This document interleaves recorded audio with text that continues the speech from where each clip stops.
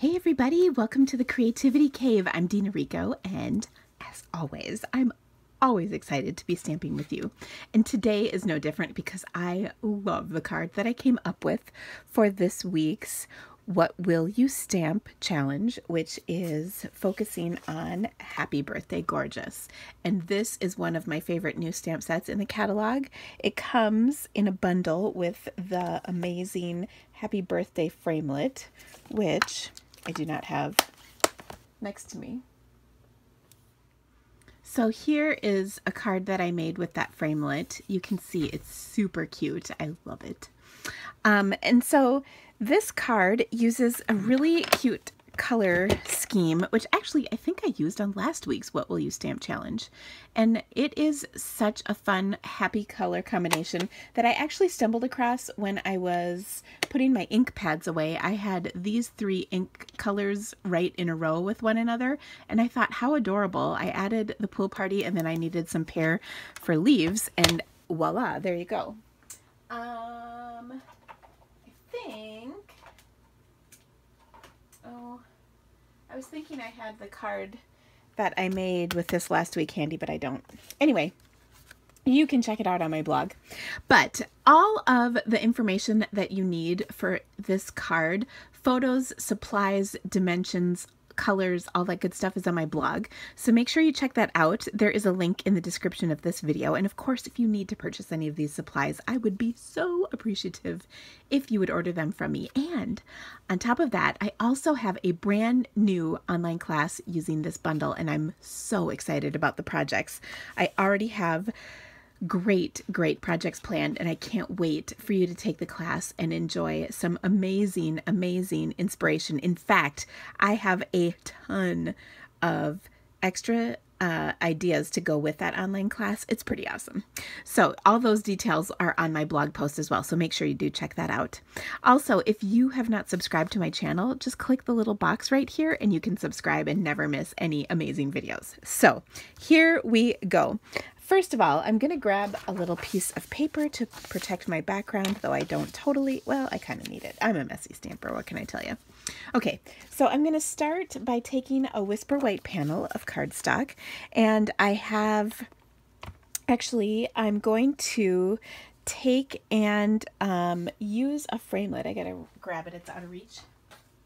And we're going to actually create kind of this raised frame on here. And the way I did that is actually using some fun foam.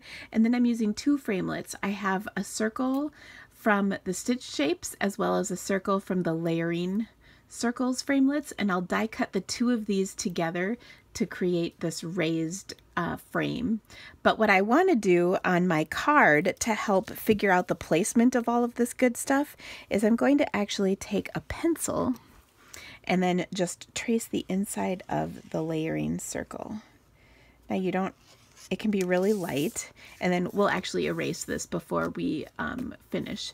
But that way I can make sure everything is kind of centered and looks nice, so I don't have like an oblong, goofy, weird wreath going on. Or I wouldn't even, I don't know if a wreath is the right word for this, but anyway, okay. So what I'm going to do is just start by stamping with my larger images first. So I've got two of the bigger flowers, and then I'm going to take the inside to these and stamp off a layer. Now I did the detail first because it's a little easier to line those up, because you can see through where you're stamping just a touch easier, so I kind of like that. Then I will take the next largest image, which is this little solid flower. And actually I don't want the solid flower, I want the outline one. And I'll just stamp again a couple of these, and I'm kind of going on the opposite sides of one another, top and bottom. Then I'll stamp off the first layer here. And you know what? This one is so light. This is powder pink. I actually stamped off, but then I stamped it on my card twice just so it was a little bit darker. All right. And then I'm going to do this cute little flower. And that is going to be in Peekaboo Peach. So once again, we'll stamp the detail image first on here, and then the stamped off image next. And it really is easy to line those up when you do the darker detailed image first. Okay, now I want to kind of fill things in a little bit. So I'm going to take and add a couple of this little flower, but I don't want the stem, I just want the flower part, whatever this thing is. So I'm just going to ink up the flower portion and stamp it in a couple of places. Oh, I'm getting more of the stem than I want. I want none of the stem. So I'll just stamp that on there like so. Same thing up here. And I think this just adds a lovely little touch to our card and kind of fills it out a little bit, which I love. And then we need some greenery, big time. So I'm going to pull in 2 leafy stamps and my Pear Pizzazz ink pad. And you can see I already have some ink on my card, which makes me kind of mad.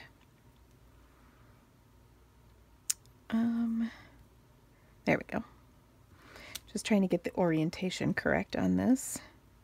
So I'll stamp this kind of along my circle so it looks nice. Like so. And then I have the solid little teeny leaf that I'm going to stamp a few times. Again, we're just trying to fill in some of the gaps in our what we're stamping. There's a big gap right here that I definitely want to fill in. And then maybe one more right there. Okay, so that is looking pretty good. We'll close that up, and isn't that beautiful so far? I love it. Then I'm going to stamp my sentiment. And what happened to my sentiment? Uh-oh. That is not good. It was just here, I swear. Oh, it was right there. Oh my gosh, looking just right at it. Do you ever do that? I mean, I do that like daily, multiple times a day. Okay, now the next thing I need is some basic gray ink.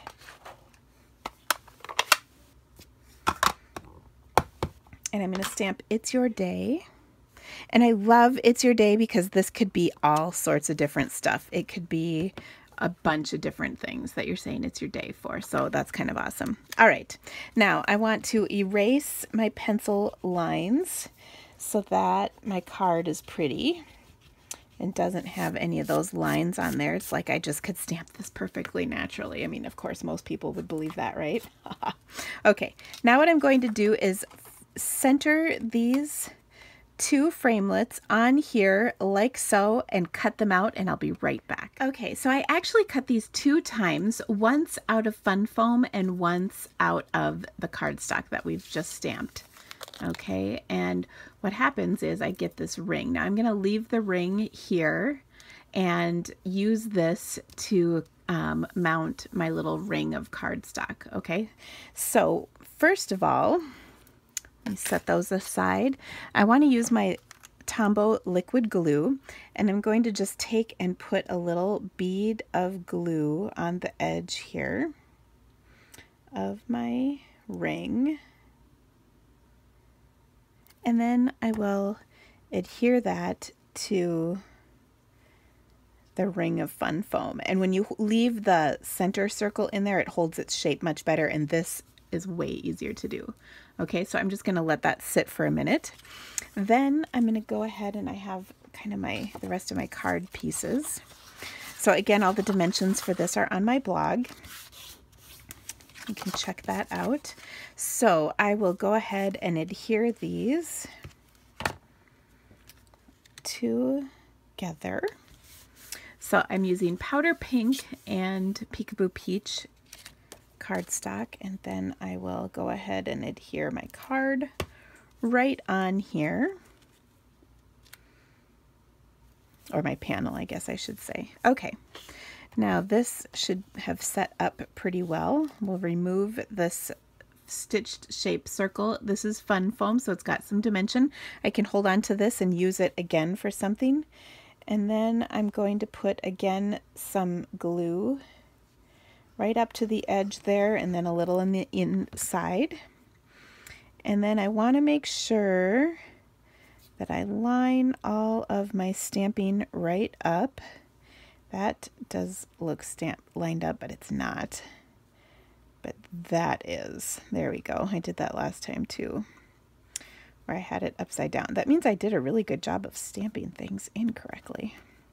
Okay, so there's my raised frame, and then I'm just going to position my cardstock piece, the stitched piece, right in the center of that. And look at how cute that is. So there we go. Now you can embellish this with some sequins. Isn't this fun?